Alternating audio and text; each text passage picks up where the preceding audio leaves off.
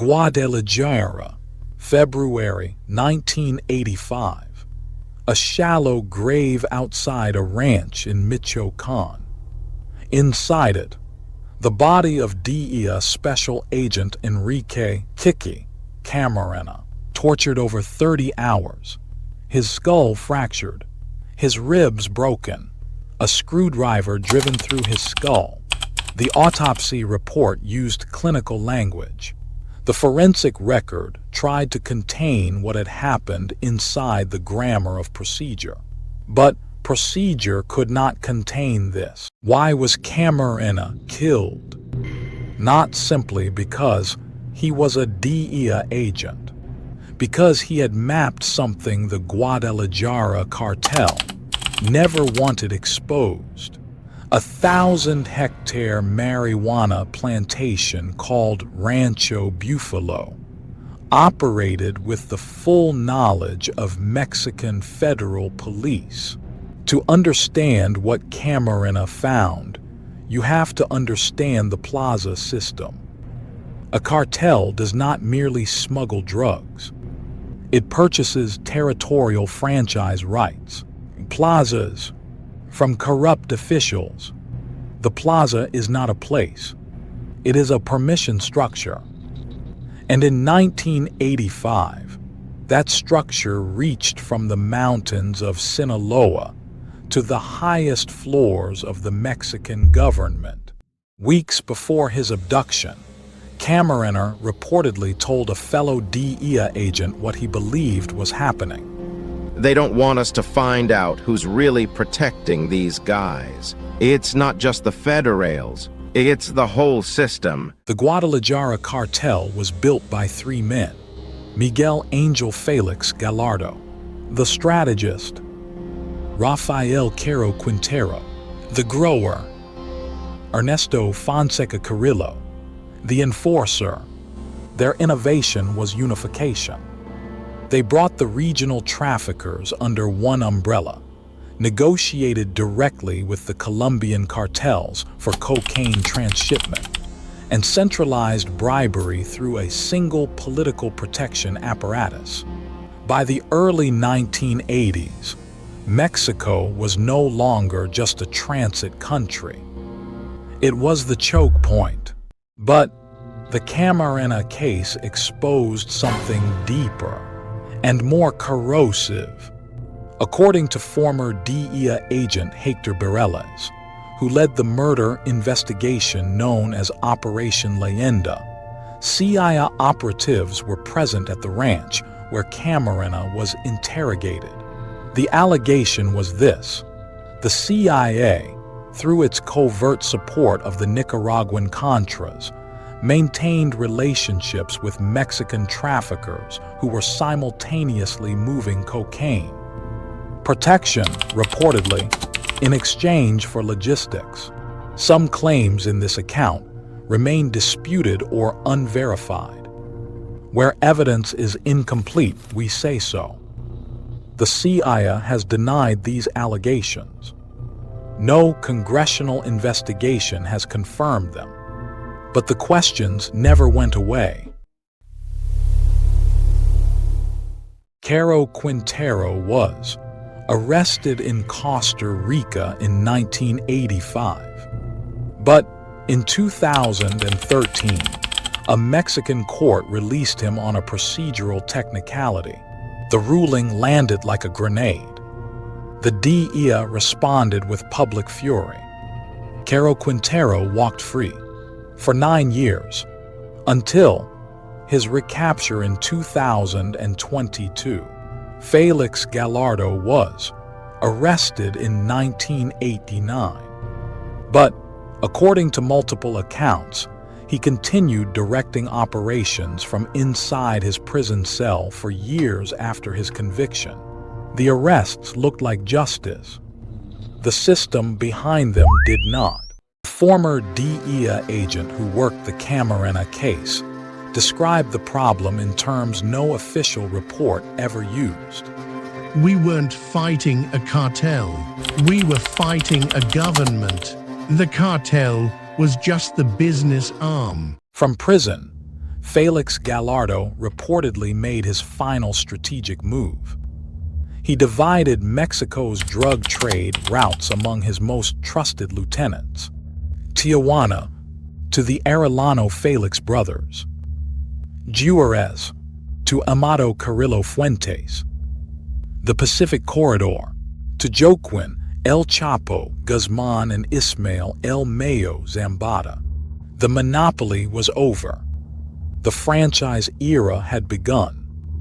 Every plaza became a kingdom, and every kingdom would eventually go to war. His murder was supposed to send a message: do not investigate the system. Instead, it exposed the system to the world. But exposure did not destroy it. It only forced it to evolve. The question was no longer whether Mexico had a drug problem. The question was whether the drug problem had a Mexico. Amado Carrillo Fuentes, the Lord of the Skies. He didn't earn the name through myth. He earned it through logistics. Carrillo Fuentes purchased a fleet of Boeing 727 jets, loaded them with Colombian cocaine, and landed them on private airstrips across northern Mexico. At his peak, according to DEA estimates, he was moving 4 times more cocaine into the United States than any other trafficker, reportedly earning $200 million per shipment. The sky was not a metaphor. It was a delivery system. The myth. Then the cost. Carrillo Fuentes lived in constant fear of recognition. In July 1997, he walked into a private hospital in Mexico City for extensive plastic surgery, an attempt to alter his own face. He died on the operating table. Cardiac arrest during the procedure. His 2 surgeons were later found dead, their bodies encased in concrete, sealed inside steel drums and dumped in the countryside. Power did not protect him. Power required him to erase his own face. And the face won. Joaquin Archivaldo Guzmán Loera. El Chapo, born in La Tuna, a remote village in Sinaloa's Sierra Madre. He rose as a lieutenant under Félix Gallardo, given control of the Pacific Corridor, arrested in 1993, imprisoned in Puente Grande, a maximum security facility where, according to subsequent investigations, he lived with a private chef, a wine cellar, and conjugal visits arranged by guards on his payroll. A prison guard at Puente Grande later described the arrangement in terms that no security protocol could explain.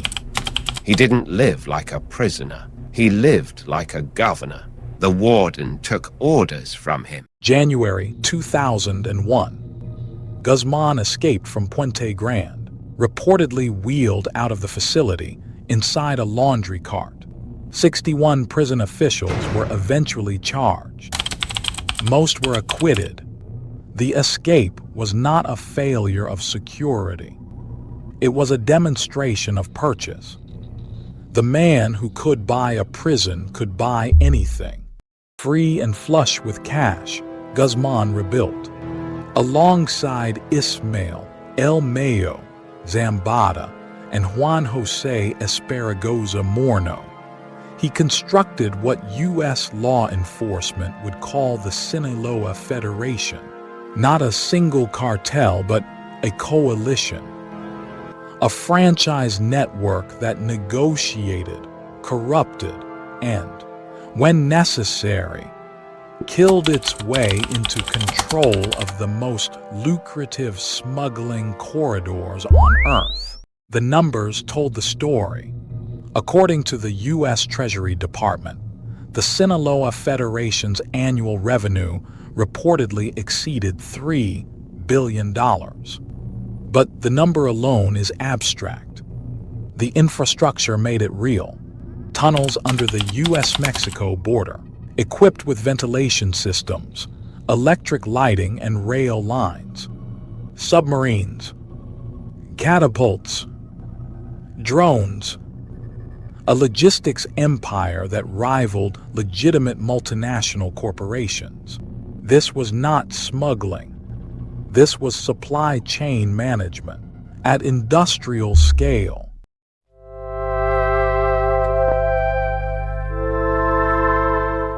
But the Sinaloa Federation was not alone. In the Gulf state of Tamaulipas, a different kind of organization was taking shape.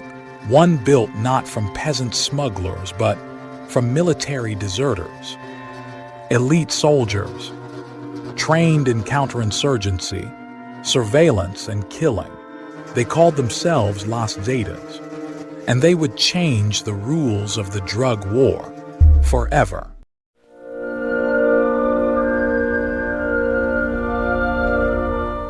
December 11, 2006. Felipe Calderon, 11 days into his presidency, deployed 6,500 Mexican soldiers to his home state of Michoacan. It was the opening move in what he called a war against organized crime. The press conference, the military uniforms, the language of national security. But there was a political context the cameras didn't show. Calderon had won the presidency by less than 1% of the vote. His legitimacy was fiercely contested. The war, critics would later argue, was not only a security strategy. It was a political survival strategy. Los Zetas were not drug traffickers who learned to fight. They were fighters who learned to traffic.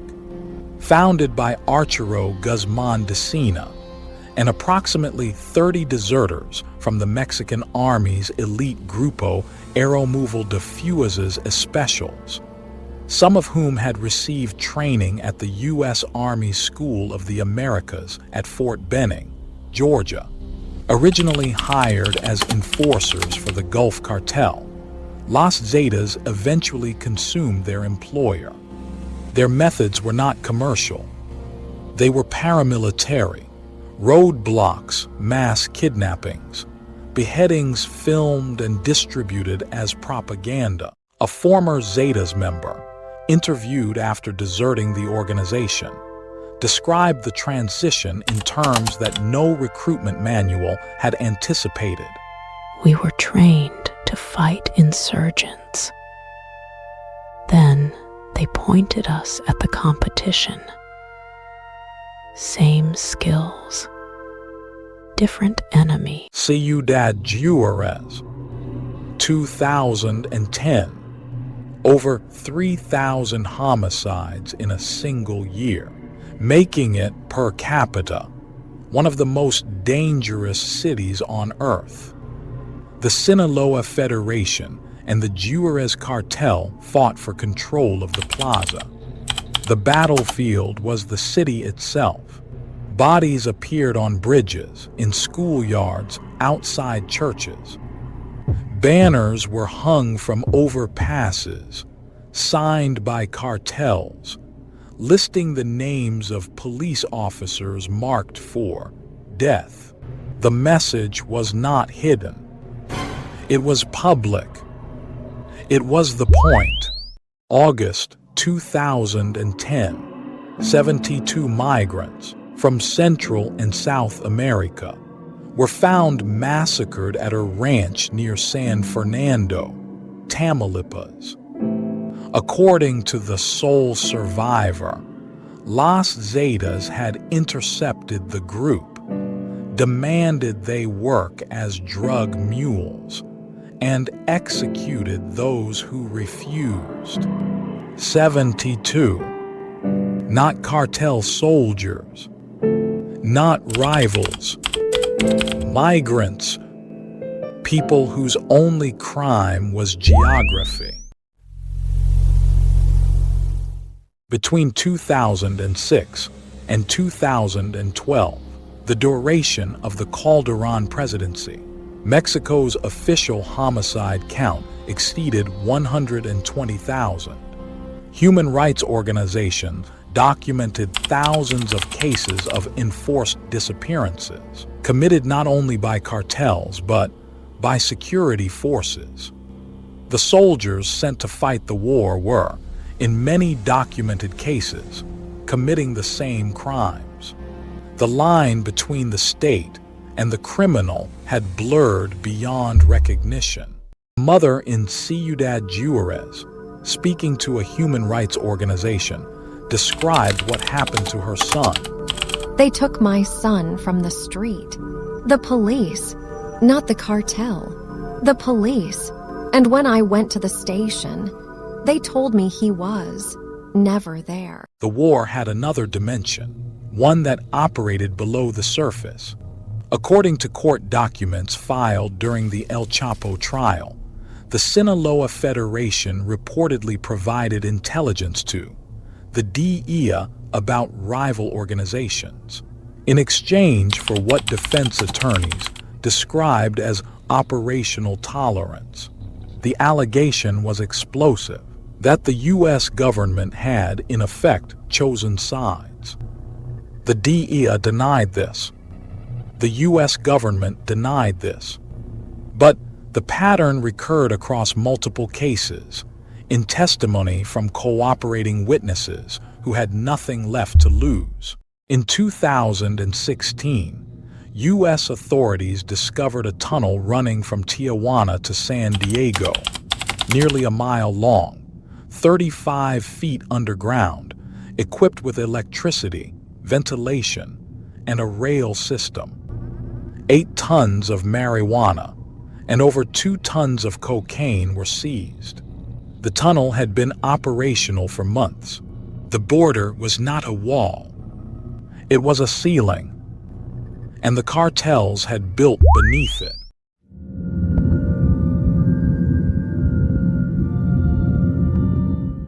Genaro Garcia Luna, Mexico's Secretary of Public Security from 2006 to 2012. The man President Calderon placed in charge of the entire drug war. He received commendations from U.S. law enforcement. He attended DEA events. He shook hands with American officials who praised his work as a symbol of institutional cooperation. What nobody knew, or what many refused to see, was who else was shaking his hand. In February 2023, a federal jury in Brooklyn, New York, found Genaro Garcia Luna guilty on 5 counts, including conspiracy to traffic cocaine and taking millions of dollars in bribes from the Sinaloa Federation. According to trial testimony, Garcia Luna had been on the cartel's payroll since at least 2001, receiving suitcases filled with cash, sometimes delivered directly to his office. The man running the war was working for the other side. A cooperating witness at the Garcia Luna trial described the arrangement with the clarity of a business transaction. We didn't just pay him, we paid him to run the drug war in our favor. Every arrest, every operation, he decided who got touched and who didn't. Garcia Luna was not an anomaly. He was a symptom. According to a 2012 report by the Mexican Senate's own commission, an estimated 60% of municipal police forces across Mexico had been infiltrated or compromised by organized crime. In some states, the figure was reportedly higher. The system worked like this. A new police chief is appointed. Within weeks, representatives of the local cartel appear. They offer a choice: silver or lead, plata o plomo. Accept the bribe or accept the bullet. A former municipal police officer, speaking to Mexican investigative journalists, described the moment the choice was made for him. They didn't threaten me. They showed me a photograph of my daughter at her school. That was the threat. September 26, 2014.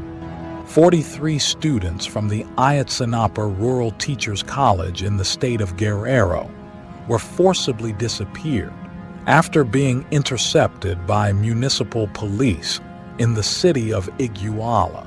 The government's initial explanation that police handed the students to a local gang called Guerreros Unidos, who killed them and incinerated their remains at a nearby dump, was challenged by an independent forensic investigation. As of 2024, the full truth of what happened that night has still not been established. Arrest warrants have been issued for soldiers, police, and cartel members, but the bodies of most of the 43 have never been found. Is Mexico a narco state? Some scholars resist the term, arguing that the Mexican state retains functional sovereignty in most areas, that democratic elections continue, that millions of Mexicans live outside the daily reach of cartel violence. Others say the evidence speaks for itself. When the man running the drug war is on the cartel's payroll, when police disappear students on behalf of organized crime, when journalists are murdered at a rate that makes Mexico one of the deadliest countries on earth for the press, the word state requires a qualifier. A Mexican investigative journalist, speaking at an international press freedom conference, described the architecture of silence. The cartels don't need to take over the government. They just need to rent it. And in most of the country, the rent is very affordable. Between 2006 and 2023, according to the Committee to Protect Journalists, more than 60 journalists were murdered in Mexico, with impunity rates exceeding 90%. In many newsrooms across the country, reporters covering organized crime use pseudonyms. They carry no identification linking them to their publications. They file stories from locations they do not disclose, even to their own editors. The silence is not natural. It is manufactured, one bullet at a time. July 11th, 2015. Joaquin Guzmán escaped from Mexico's Altiplano maximum security prison through a tunnel. A mile-long shaft bored directly into the shower floor of his cell, equipped with a motorcycle mounted on rails, lighting, and ventilation. The engineering cost was reportedly estimated at over $5 million. Who approved the cell assignment? Who ignored the construction noise? Who looked away? The questions answered themselves. January 2016. Mexican Marines raided a safe house in Las Machas, Sinaloa. Guzmán was found hiding in a drainage tunnel beneath a bathtub. He was extradited to the United States in January 2017. The Mexican government, by that point, no longer trusting its own prisons to hold him. The trial of Joaquin Guzmán Loera opened in November 2018 at the federal courthouse in Brooklyn. Over 11 weeks, 56 witnesses testified. The evidence included wiretapped phone calls, financial records, and testimony from 14 cooperating witnesses, many of them former cartel associates who had turned government informant. One piece of testimony landed harder than the rest. A cooperating witness described paying a $100 million bribe to former Mexican President Enrique Peña Nieto. Peña Nieto denied the allegation. The claim was not charged, but in the courtroom it hung in the air, like smoke that refused to clear. Another cooperating witness, testifying under oath, described the scope of the Federation's political reach. We paid everyone. Governors, generals, federal police commanders. If you had a title and a decision to make, we found you. July 17th, 2019. Guzmán was sentenced to life in prison plus 30 years.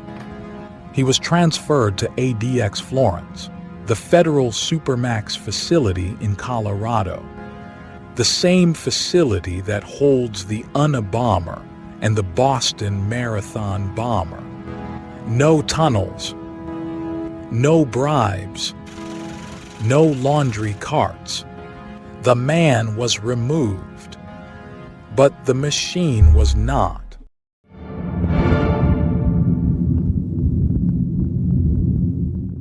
Ismael El Mayo Zambada, the co-founder of the Sinaloa Federation who, for decades, avoided arrest, avoided extradition, and avoided the spotlight. While El Chapo built tunnels and gave interviews to journalists, Zambada reportedly managed what mattered: the supply chains, the political relationships, the financial architecture, the invisible infrastructure that kept the empire running.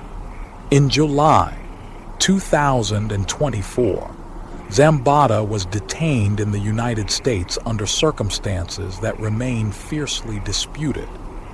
Mexican authorities alleged he was lured onto a private plane by one of El Chapo's sons and delivered to U.S. agents. Zambada's own legal filings claimed he was kidnapped. By 2020, the market had transformed. Mexican cartels, primarily the Sinaloa Federation and the Jalisco New Generation Cartel, had become the dominant suppliers of fentanyl to the United States. The economics were devastating in their simplicity. A kilogram of fentanyl could be manufactured for a few $1,000s using precursor chemicals imported from China, then sold on American streets for several $100,000.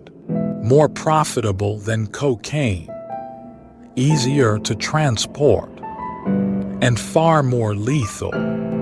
In 2022 alone, over 110,000 Americans died from drug overdoses, the majority involving synthetic opioids. A DEA intelligence analyst, speaking at a public briefing, described the cartel calculus in terms that belonged more to corporate strategy than criminal investigation. The cartels don't care about addiction. They care about margin. Fentanyl gives them the highest margin in history. One mistake by a user, 1 milligram too much, and the customer dies. They don't care. There are always more customers. The Cartel Jalisco Nueva Generación, CJNG, led by Nemesio Oscar Cervantes, known as El Mencho, rising from the remnants of a Sinaloa-aligned faction, CJNG expanded through extreme violence, shooting down a Mexican military helicopter with a rocket-propelled grenade in 2015, blockading entire cities, assassinating judges and prosecutors. By the early 2020s, CJNG was estimated to operate in at least 35 of Mexico's 32 states and multiple foreign countries. The old cartel model, bribe quietly, ship efficiently, avoid attention, was dead. CJNG did not avoid attention. It demanded it. Guadalajara, 1985. A DEA agent was murdered because he documented a system. 4 decades later, that system has not been dismantled. It has been distributed. The cartels splintered, but each fragment became its own war. The corruption deepened, but each exposure became its own scandal. Absorbed, debated, and eventually forgotten. The bodies accumulated, but the number became too large to hold in the mind. A franchise, a permission structure, a deal between the state and the criminal that said, you can operate here as long as we get our share. That deal was never broken. It was only renegotiated again and again and again in blood.